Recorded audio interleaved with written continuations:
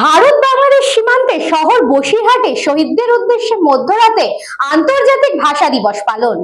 ভারত বাংলাদেশ সীমান্ত শহর বসিরহাটে শহীদের উদ্দেশ্যে মধ্যরাতে আন্তর্জাতিক ভাষা দিবস পালন।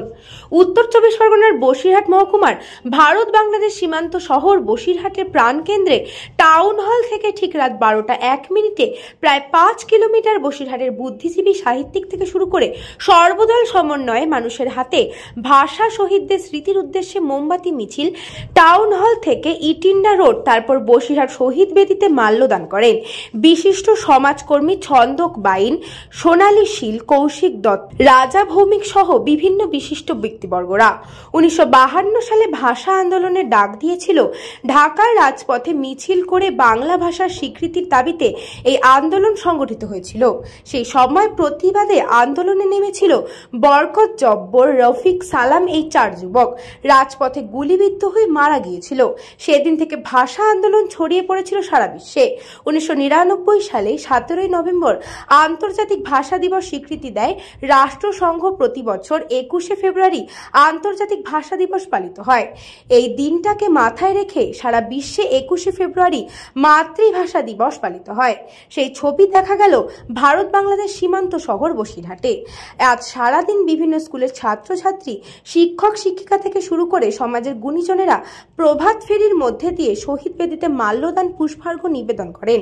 সেখানে ভাষা শহীদদের উদ্দেশ্যে স্মরণ করিয়ে গানের পাশাপাশি প্রতি বছরের মতো এবছরও তাদের আত্মবলিদানের কথা স্মরণ করিয়ে দেন। বিশেষ এই দিনটাকে উদযাপিত করেন। ভাষাপ্রেমী কমলা ভট্টাচার্য, সচিন্দ্র পাল,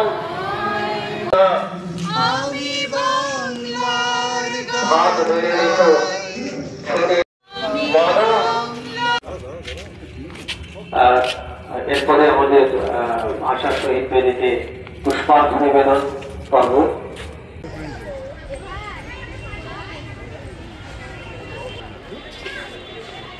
মায়ের ভাষাকে, মাতৃভাষাকে আমাদের স্বীকৃতি দিতে হবে। মায়ের ভাষাই তো আসল ভাষা, আর সেই স্বীকৃতি নেয়ার জন্যে আমাদের মানুষেরা তারা শহীদ হয়েছিল।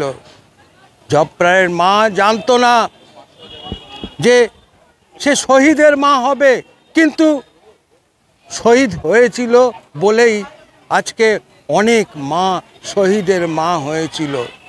বুক ফাটা কান্না তাদের আজও আকাশে বাতাসে ভেসে বেড়ায়। ব্যুরো রিপোর্ট, নিউজ বঙ্গ টাইম।